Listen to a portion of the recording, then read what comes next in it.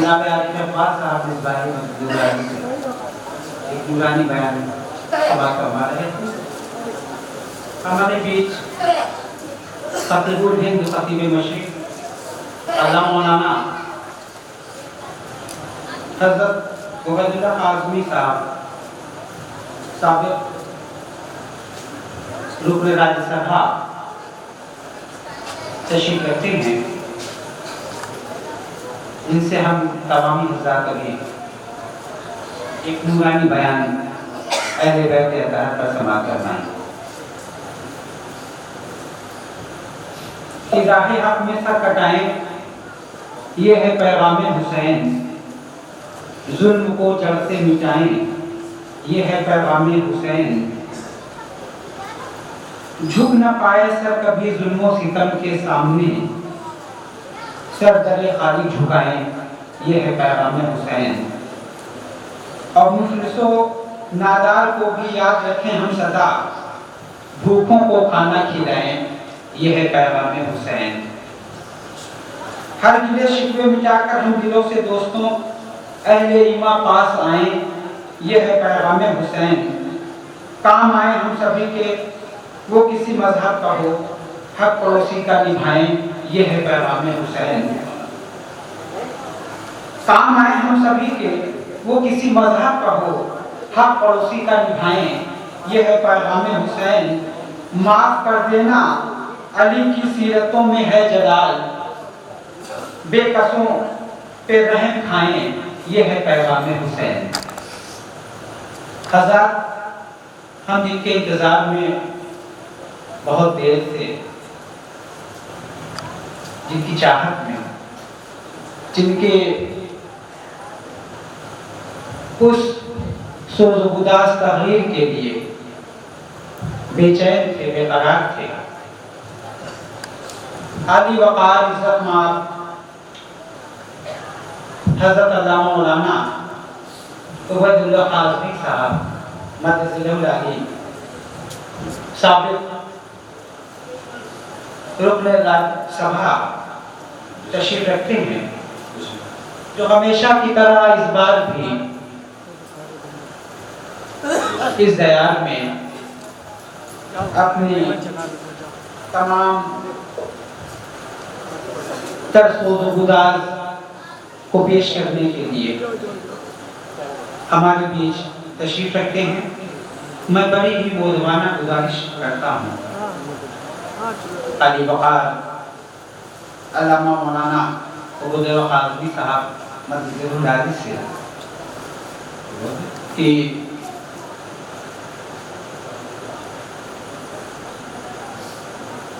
وہ اپنے خوبصورت بیانات سے ہم لوگوں کے دلوں کو مرجا منڈا فرمائیں.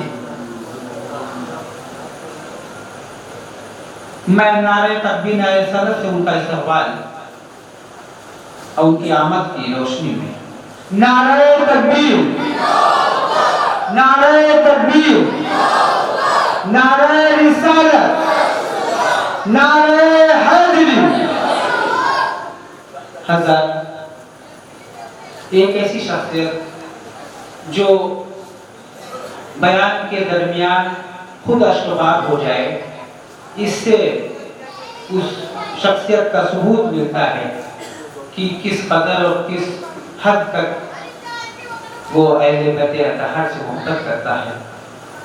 وہی شخصیت ہمارے بیچ ہے، خطیب مشرق خطیب الہند عالی وقار عالی جناب عبید اللہ اعظمی صاحب مدثر العلی. میں ان سے مؤدبانہ گزارش کرتا ہوں کہ وہ اپنے بیان سے ہم لوگوں کو سرفراز کریں. الفاتحہ.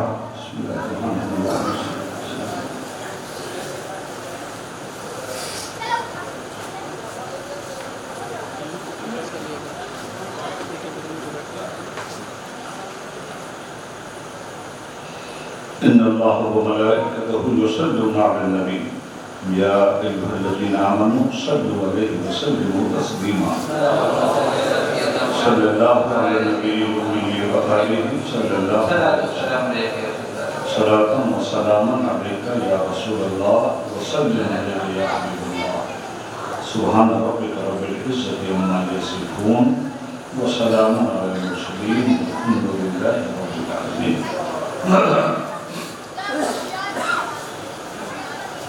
نحمدہ ونصلی علی حبیبہ الکریم.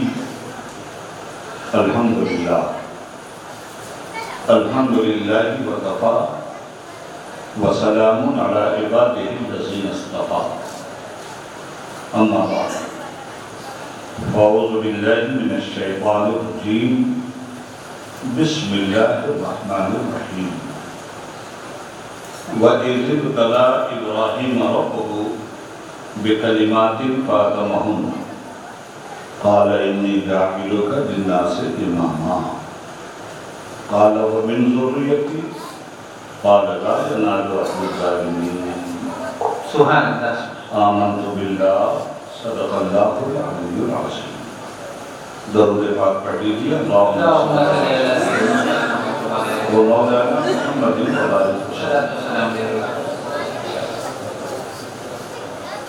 حمد و ثنا رب العالمین کے لیے جس نے ہمیں مصطفیٰ دیا. درود و سلام مصطفیٰ کے لیے جنہوں نے ہمیں ایک خدا کا پتہ دیا. ایک دیکھنے والے کا کہا مان لیا ہے، بن دیکھے تجھے ہم نے خدا مان لیا. سبحان اللہ سبحان اللہ. محترم حاضرین و سامعین، ابھی تھوڑی دیر قبل آپ حضرت مولانا عارف اقبال صاحب خطیب الصوفیہ سے بہت ہی مدلل، مفصل اور مکمل خطاب سماعت فرما رہے ہیں. اجلاس کی اس آخری کڑی کے طور پر عبید اللہ اعظمی حاضر ہے اور چند معروضات اہل بیت کی مقدس بارگاہ میں پیش کرنے کی سعادت حاصل کر رہا ہوں. میں نے قرآن کریم کے پہلے پارے کی سورہ بقرہ کی ایک آیت کریمہ کو پڑھنے کا شرف حاصل کیا، جس میں رب العالمین حضرت ابراہیم علیہ السلام کی زندگی پر روشنی ڈالتا ہے. ان کے کردار، ان کا عقیدہ، ان کی قربانی اور اس کے نتیجے میں کائنات کا سب سے بڑا انعام. سبحان اللہ. ارشاد ربانی ہوتا ہے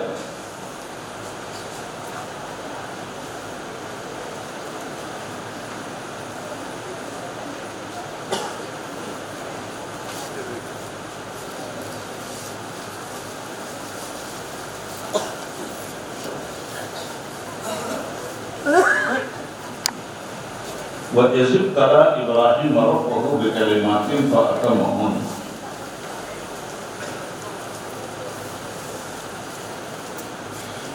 جب ہم نے ابراہیم کو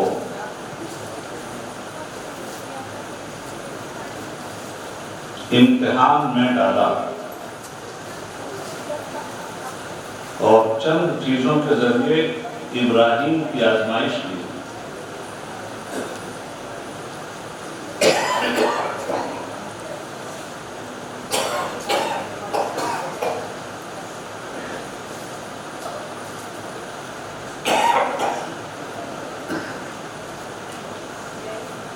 اور ہمارا ابراہیم اس آزمائش پہ پورا ہوا. سبحان اللہ. کھڑا ہوا. تو ہم نے ابراہیم کو امامت کے لیے چن لیا اور ہم نے کہا کہ ابراہیم ہم تمہیں منصب امامت پر فائز کرتے ہیں اور انسانوں کا امام بنا.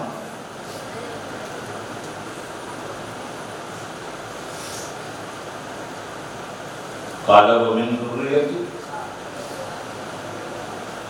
کہا اے رب العالمین میرے نسل کے لیے بھی فرمان ہے.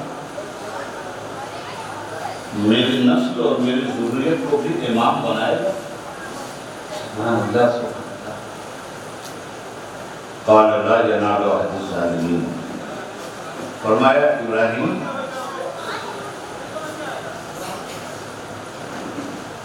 ظالموں تک میرا وعدہ نہیں پہنچتا. تمہاری ذریت اور نسل میں جو ظالم ہوں وہ اس منصب امامت کے لائق نہیں ہوں گے اور محرومی ان کا مقدر ہوگا.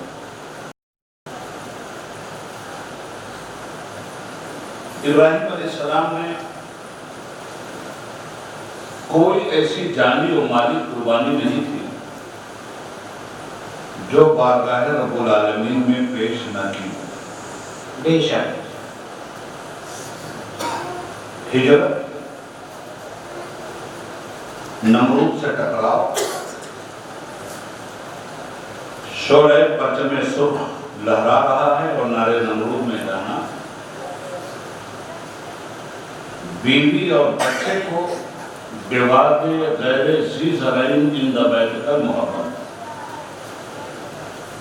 ایسی وادی میں حکم خدا بندی سے چھوڑ دینا جہاں نہ پانی نہ دانا بے شک. اور نہ زندگی کے آثار و نمود. جان کی قربانی، مال کی قربانی، اولاد کی قربانی، حق کے اظہار کے لیے کوئی ایسی قربانی نہیں تھی جو ابراہیم علیہ السلام نے نہ دی. بے شک.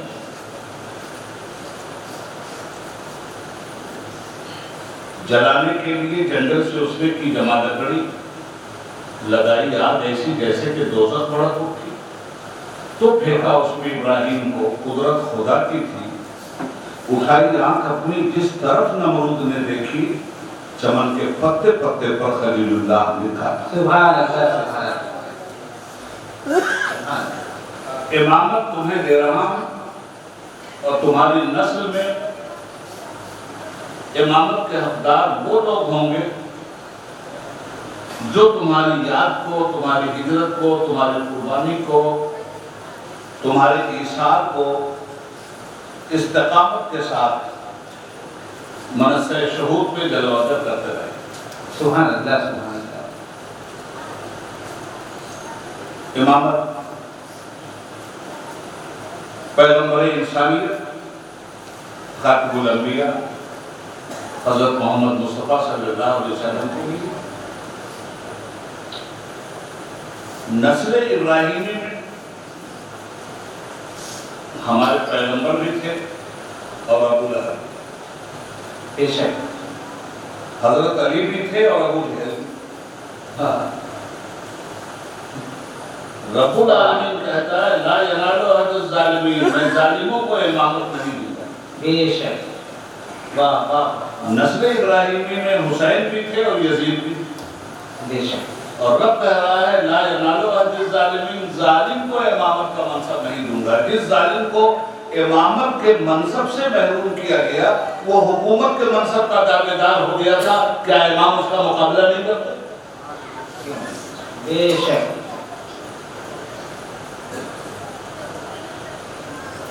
رفتہ رفتہ دین فطرت محمد عربی صلی اللہ علیہ وسلم تک پہنچا اور قرآن نے امت مسلمہ سے کہا ملت ابیکم ابراہیم، تم ابراہیم کی ملت ہو، ابراہیم کا راستہ نہ چھوڑو. میرا ابراہیم منصب امامت کا مالک ہے اور یہ جد الانبیاء ہے. چاہے بنی اسرائیل کے امام ہوں، انبیاء کرام، بے شک. یا بنو اسماعیل، سبحان اللہ سبحان. امامت انہی کا حق ہوگا جو ابراہیم کے نقش قدم پہ چلے. سبحان اللہ سبحان اللہ. بے شک. وہ کون سی قربانی ہے جو محمد عربی صلی اللہ علیہ وسلم نے مکے میں نہیں دی، مدینے میں نہیں دی؟ جن جن مشکل راہوں سے سیدنا ابراہیم علیہ السلام گزارے گئے وہی راستے مصطفیٰ کے سامنے بھی رکھ دیے گئے،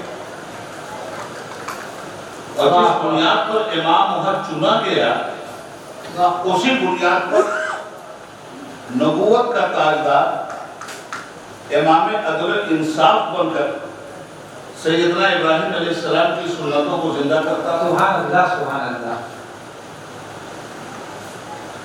بات نبی سے علی تک پہنچی۔ حضرت محمد مصطفیٰ صلی اللہ علیہ وسلم خاتم الانبیاء ہیں،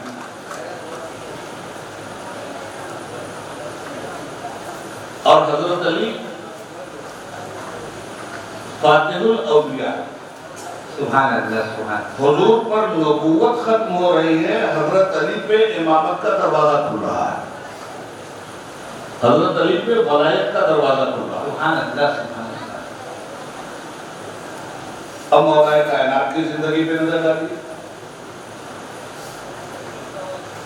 وہ کون سی مصیبت ہے جو مولا نے رضا الہی کے لیے قبول نہیں کی؟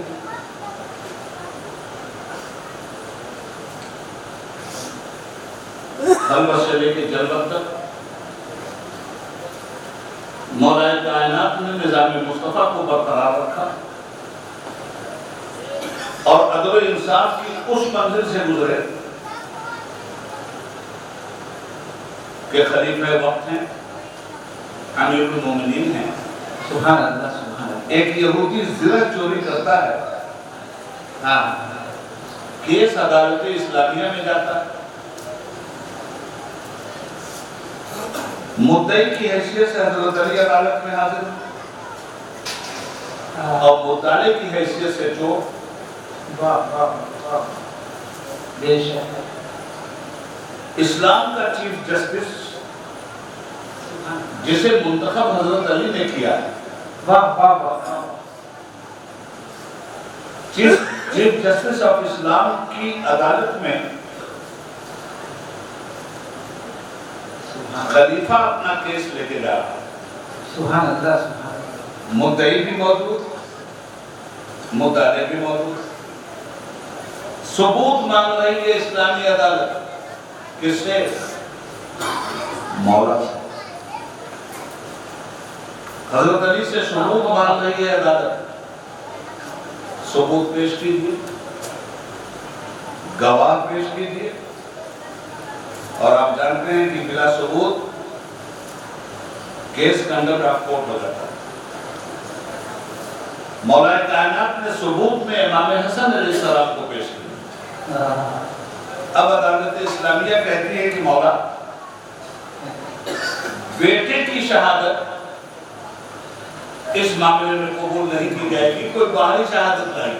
واہ واہ واہ واہ۔ حضرت علی کے پاس باہری شہادت نہیں تھی، واہ واہ کیس حضرت علی حاضر۔ واہ۔ یہ ہے اسلامی خلافت کا نظام۔ اے سبحان اللہ سبحان اللہ۔ باہر نکلا وہ غیر مسلم جس نے چوری کی تھی، اس نے کہا اللہ اکبر، ذریت ابراہیمی کا امام ایسا ہوتا ہے، ہم ابراہیم کو ماننے والی قوم تو ہیں مگر ہم نالائق قوم ہیں، یہ لائق امام ہے جس نے اسلامی عدالت میں اپنی ہار تسلیم کر لیا۔ اب میں کفر کو ہروا دوں گا، شرک کو ہروا دوں گا، یہودیت کو ہروا دوں گا، اور علی کے نبی کا کلمہ پڑھ لوں گا۔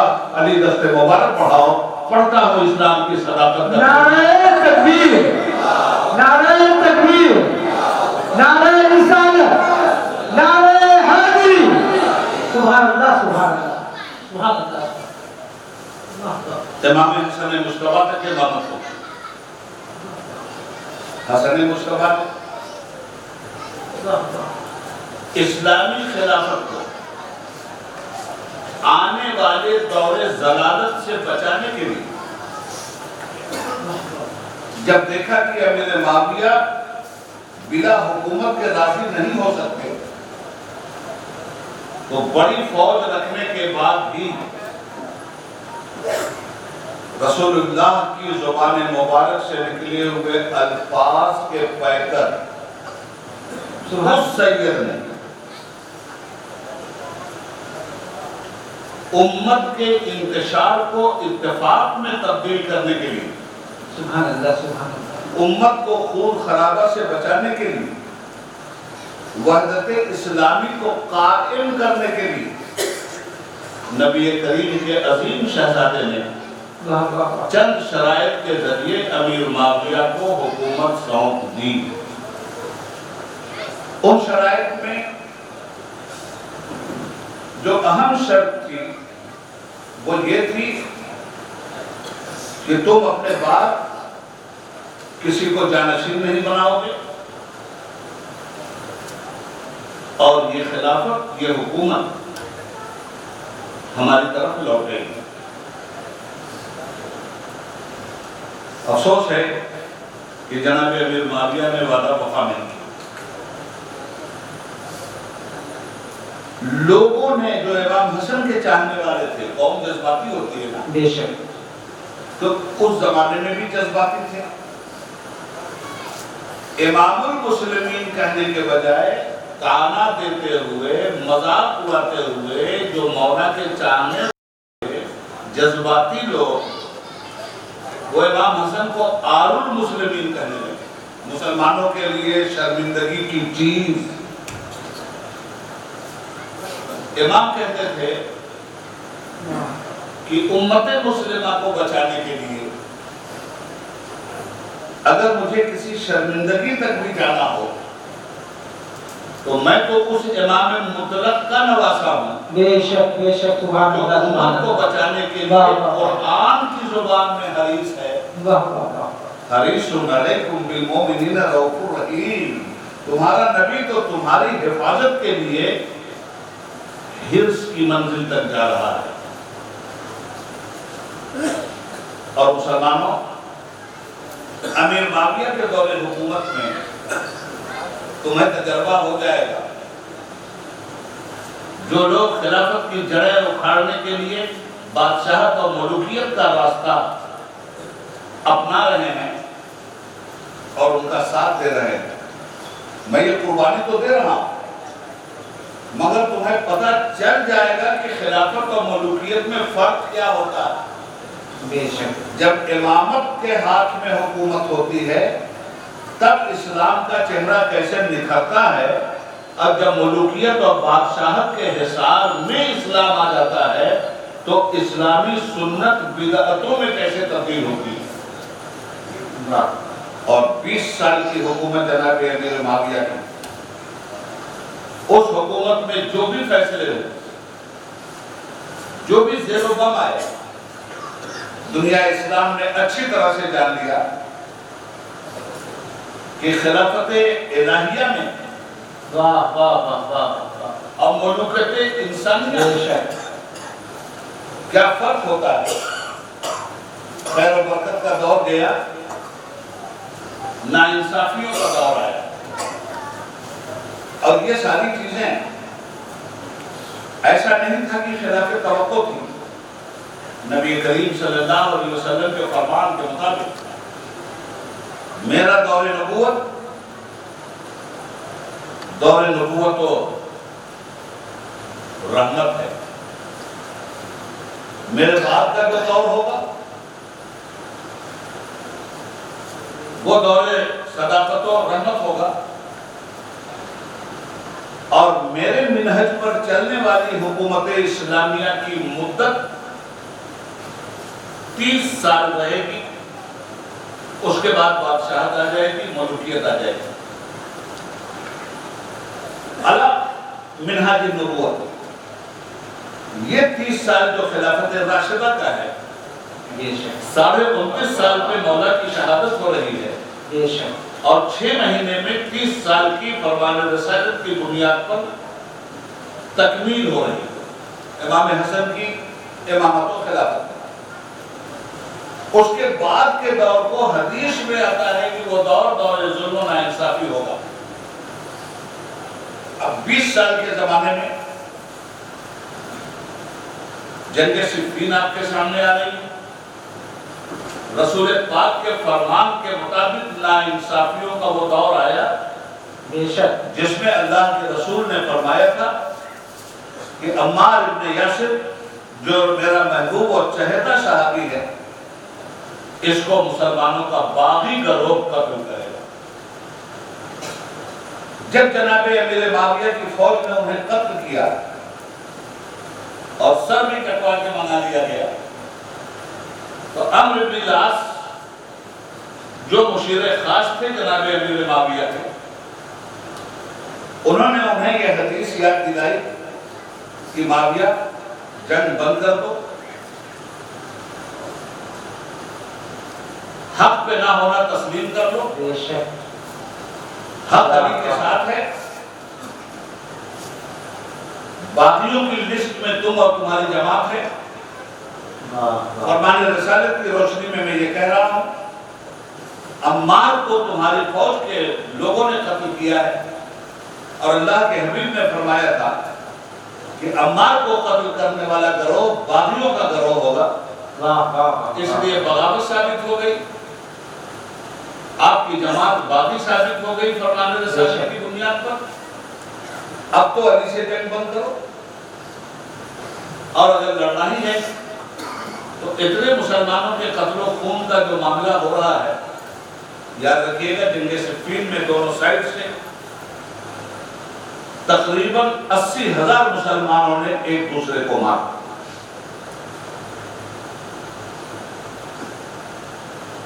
تو عمرو بن العاص نے ایک مشورہ دیا کہ معاویہ، یہ مسلمانوں کا قتل و خون بند ہونا چاہیے، حق پہ کون ہے اس کا فیصلہ کرنے کے لیے تم اور معاویہ علی کافی ہو، تم نکلو میدان، علی نکلے میدان، اور تم دونوں مقابلہ کر لو، حق اور ناحق کا فیصلہ ہو جائے گا۔ سبحان اللہ سبحان اللہ۔ یہ کہا ہے جناب عمرو بن العاص نے۔ تو حضرت معاویہ نے مسکرا کے کہا کہ عمرو بن العاص، تم چاہتے ہو کہ میں مارا جاؤں اور حکومت پہ تمہارا قبضہ ہو؟ یہ میں شیعوں کی روایت میں بیان کر رہا ہوں، یہ ساری روایتیں اہل سنت کے مورخین کی ہیں، اور اگر کسی ناصبی کو جو اپنے آپ کو اہل سنت و جماعت کہنے کا دعوے دار ہے، تاریخ کی ان سچائیوں پہ انکار ہے، تو یاد رکھیے گا اگر ابن جریر کو ہٹا دیا گیا، ابن اسیر کو ہٹا دیا گیا، کامل کو ہٹا دیا گیا، استیاب کو ہٹا دیا گیا، ابن اسحاق کو ہٹا دیا گیا، ابن خلدون کو ہٹا دیا گیا، تبری کو ہٹا دیا گیا، تو پھر آپ کے پاس تاریخ اسلام کا کوئی ایسا مواد نہیں رہ سکتا جس کی بنیاد پر آپ تاریخ اسلام کو بیان کریں۔ اور میں نے جتنوں کا حوالہ دیا کم و بیش سبوں نے ایک بات لکھی ہے جو میں آپ سے کہہ رہا ہوں۔ اس کے بعد حضور نے فرمایا دور ناانصافی آئے گا، ملوکیت آئے گی، اس کے بعد دور جبروتیت آئے گا۔